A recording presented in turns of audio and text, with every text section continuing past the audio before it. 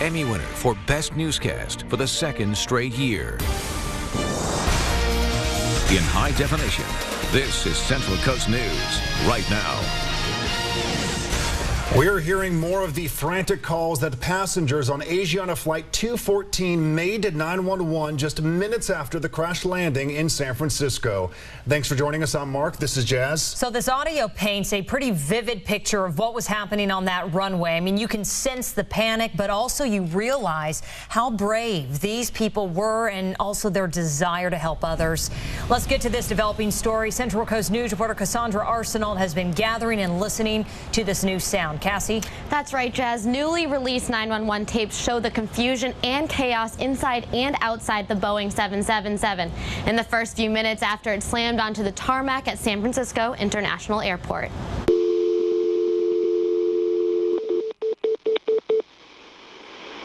We've been on the ground, I don't know, 20 minutes, a half hour. There are people laying on the tarmac with critical injuries, head injuries. We're almost losing a woman here. We're trying to keep her alive. A chilling call from a survivor of the plane crash, desperately calling for help to save people with severe injuries. But the confusion after the crash left people helpless. One ambulance the whole time. A lot of people hurting on the ground. And one passenger couldn't even tell 911 where he was. See the main station, but I really don't know much more. Sorry, I'm not familiar with the airport. Passengers aboard the flight were desperately trying to save lives of people they didn't even know. We have people over here who weren't found and they're burned really badly. Okay, we do have help started that way. You said that they're there, but there's not enough people, correct? Yes, she is severely burned. She will probably die soon if we don't get any help. We are working on getting additional ambulances to you. Emergency crews were on the ground ready to go as the plane crashed thanks to the last-minute mayday calls from the pilot, but it seems they may have not been able to keep up. Hi, yeah, we just landed on the airline, and looks like it's on the top coming, but not too many ambulances. Yes. And when help still hadn't arrived, one passenger didn't want to wait any longer since every minute was critical. Severely burned and she really needs help, and I don't even know what to do. Is there any way that we can assist her in I'm any going to way? ask you some questions and see if I can... As you just heard, these calls are chilling to listen to, and it really gives you a first-hand look at what people were feeling and thinking just in the tones of their voice. I'm Cassandra Arsenault. Back to you. Yeah, Cassie, for sure. Thanks for that. Well, the Boeing 777 now being removed from the runway piece by piece. Crews started removing the wreckage of that burned out plane overnight. Workers used a crane to lift one of its 15,000-pound engines. Now federal investigators are looking into why two of the emergency chutes deployed inside the plane, trapping several flight attendants. Also, the pilot initially told flight attendants to keep everyone seated after the crash as he spoke to the control tower. Now, the evacuation started 90 seconds later after a flight attendant saw the flames. As of now, 7 people are still hospitalized from the crash. 3 of them are in critical condition as their conditions have not been upgraded since yesterday. 1 is a child. A total of 67 patients were treated at San Francisco General Hospital. Now, some of the passengers and crew hospitalized had injuries doctors say were caused by their seat belts. Central Coast News reporter Keith Carls explains in this safety alert. The common seatbelt found in most commercial airplanes is supposed to prevent passengers from being ejected out of their seats in the event of a crash, sudden stop, or movement in the plane. But the Wall Street Journal is reporting doctors and hospital staff that treated those injured in last week's crash of that Asiana Airlines 777 at San Francisco International Airport found injuries associated with using seatbelts that fasten only around the lap. The Journal report quotes one ER doctor as saying the lap belts did not stop passengers from being tossed from side to side into their armrests or thrust headfirst into a seat in front of them, causing spinal injuries.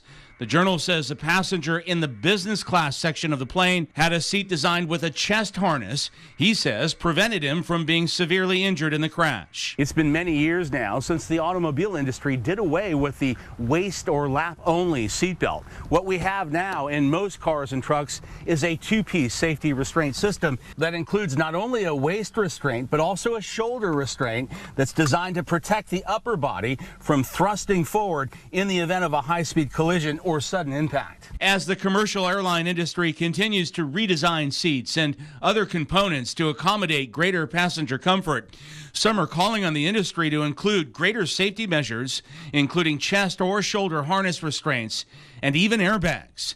Keith Quarles, your Central Coast News. Well, chest harnesses or restraints are only found on a few commercial airlines. For instant coverage on Asiana Flight 214 as the information comes in, just visit KIONrightnow.com. Plus, you could follow us on Facebook and Twitter. New information on the active Amber Alert out of Oakland. Although the young girl has not yet been found, her father has been arrested for child endangerment. This is 1-year-old Daphne Viola Webb. Her father, John Webb, went into a liquor store and left the girl in the car with his mother, who has dementia. When he came back out, the baby was gone. Witnesses say a light-skinned African-American or Hispanic woman was seen leaving the area. If you happen to see Daphne here in our area, of course, call 911. Now to this local news story, the girl who faked being raped while visiting UC Santa Cruz back in February could take a plea deal instead of face a jury. If she does, Santa Cruz County prosecutor said Morgan Triplet would be sentenced to 3 years probation and either some short jail time or mental health treatment. She must also write a letter of apology to the UCSC community. New information on a new booze rule here on the Central Coast. Now businesses in Salinas don't have to wait for an existing liquor license to expire in order to get one of their own. Central Coast News reporter Jake Reiner in Salinas with the reaction to the City Council's decision to lift this ban on the 1-for-1 liquor licenses. 1-for-1 has been around since 2007. It was meant to reduce liquor licenses and reduce crime in the city. The thinking there by the Salinas City Council, more alcohol equals more crime. Now a 4-3 decision yesterday, the Salinas City Council struck it down. We've seen a dramatic drop in the number of active licenses by maybe 30 or 40%. The council decided enough was enough. But now that businesses don't have to wait for another liquor license to expire, it could mean more licenses will be issued. Something the Sunrise House and Alcohol Prevention Group doesn't agree with. I feel that we don't really need a net gain of alcohol licenses within the city, and the 1-for-1 policy made it so that there wasn't a net gain. Their issue is the more access to liquor, the easier access teens have to getting it. Alcohol licenses have to be approved through the city's planning commission. The Dollar General store in the Sherwood Center said it's been waiting for a license since February. For Steve McShane, Salinas should be welcoming businesses and revenue, but doesn't need to throw caution to the wind when it comes to issuing the licenses. No question, it's a balancing act between economic development and being vigilant when it comes to an undue concentration of licenses. I want to point out the 1-for-1 policy, even with it in place, the amount of liquor licenses was way over what is allowed for how many people are in the city, and that's regulated by the Alcohol Beverage Control. I put in a call to them, and I'm still waiting to hear on that to see if they can speak to the regulation, the over-regulation for that matter. I'm outside in Salinas. Jake Reiner, your Central Coast News. Well, now to the developing story of immigration reform. 2 authors of the Senate's sweeping immigration reform bill walked out of a White House strategy session fairly optimistic their colleagues in the House will take action. But House Republicans are making it clear they will not vote on the bipartisan Senate bill. They're planning their own piece-by-piece approach that starts with border security and insist they will not be rushed into anything. And I will not, under any circumstances, either reward or ratify illegal conduct with my vote.